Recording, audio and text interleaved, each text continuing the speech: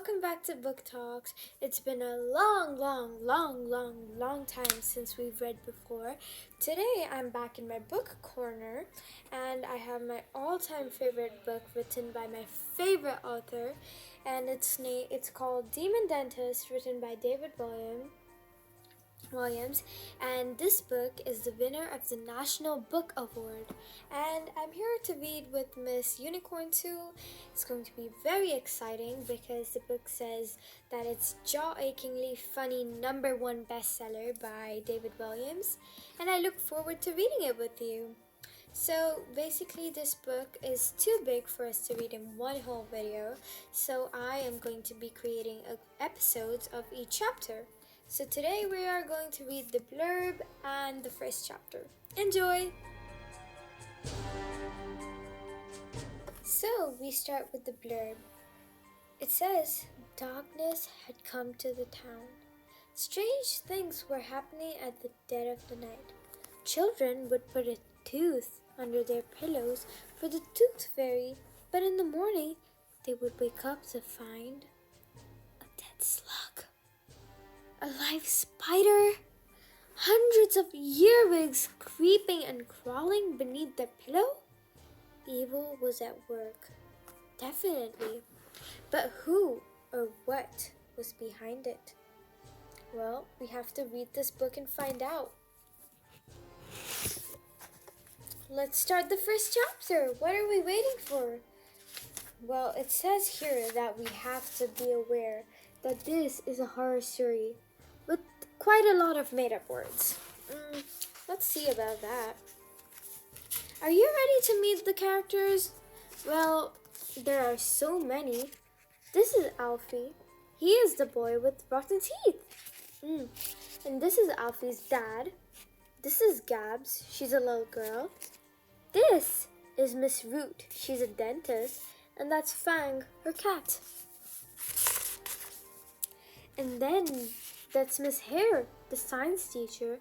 That's Winnie, the social worker. That's Raj. He's the news agent. Well, he's the person who sells newspapers and basically has a shop for them. This is PC Plank. He's a policeman. And then there's a boy who never stops texting.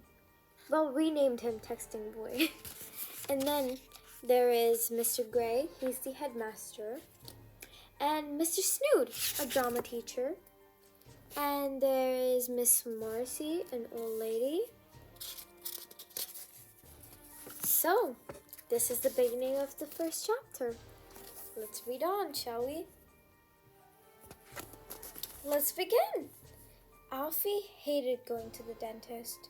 Do you? Well, let's see. As a result, the boy's teeth were almost yellow. The ones that weren't yellow were brown. They bore the stains of all the goodies that children love. But dentists hate. Sweet, fizzy drinks, chocolate. Do you love all these? The teeth were neither yellow nor brown, simply weren't there anymore. They had fallen out. One had been bitten into a toffee and stayed there. Assorted fruit flavored chews that had claimed others. This is what young Alfie looked like when he smiled. He barely had any teeth. This was because this 12-year-old boy hadn't gone to the dentist since when he was very little.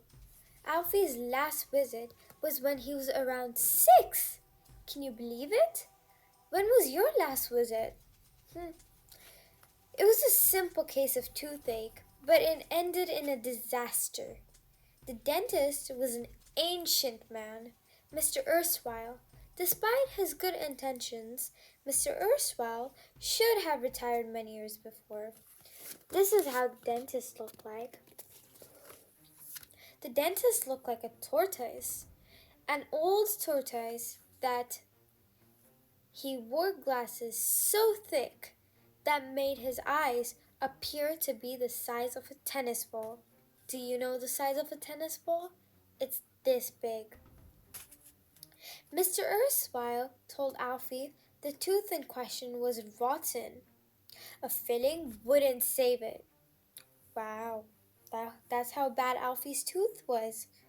The dentist yanked and yanked and yanked with his huge steel forceps. Forceps are the tool that's used to get your teeth out. But the tooth wouldn't come out. Mr. Erstwhile even rested his foot up against the chair by Alfie's head to lever him against it to help wrench the wretched tooth out. Still, it wouldn't come out. This is how Alfie and the dentist look like. The ancient dentist then enlisted the help of his even older dental nurse, Miss Prigg, was instructed to hold on to him and tug as hard as she could. Even then, the tooth wouldn't come out. Soon the hefty receptionist, Miss Wheel, was asked to step into the room to help. Miss Wheel weighed more than Miss Prigg and Mr. Erstwhile put together, but even with all her ballast, the tooth wouldn't come out. What would you do at this point? Just then, the dentist had an idea and ordered Mr. Prigg to particularly French some thick dental floss. He carefully tied the floss around the forceps, then looped it around Miss Veal's ample frame. The dentist then instructed his rotund receptionist to leap out of the window. What do you think's gonna happen now? On the count of 3. But even with all of Miss Veal's immense weight yanking on the boy's tooth, it still wouldn't come out. Can you believe it? This is how they looked. With poor young Alfie still lying in terror, imagine if that was you. Imagine that you had to have 3 people pull out your teeth. How would that feel? Mr. Erstwhile stepped into his waiting room to request reinforcements. The growing crowd of patients waiting to be seen were called upon to assist. Young, old, fat, and thin, the elderly dentist needed all the help he could get. Look at how many people had to help take out Alfie's tooth. Nevertheless, even with a lengthy human chain and an army of yankers made up word alert, the tooth stayed. Well and truly put. By this time, poor little Alfie was in great distress. The pain of having his tooth pulled out was 100 times worse than the toothache. However, Mr. Erstwhile was determined to finish what he had started. This is how everyone looked, trying to pull out Alfie's tooth. Sweating profusely, the thirsty dentist took a large swig of mouthwash and gripped onto the forceps as tightly as he could.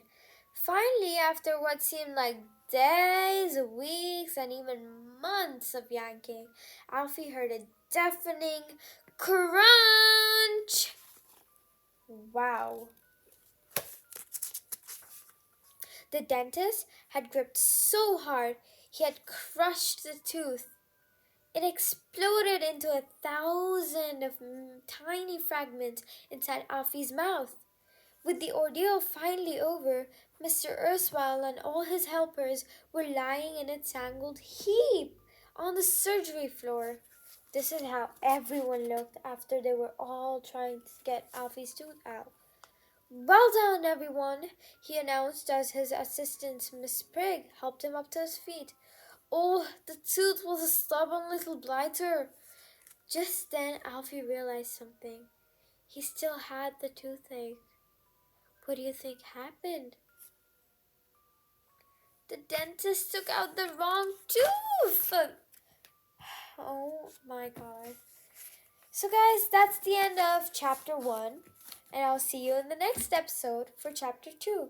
I hope you enjoyed this chapter. And I'm so excited to see you. Bye!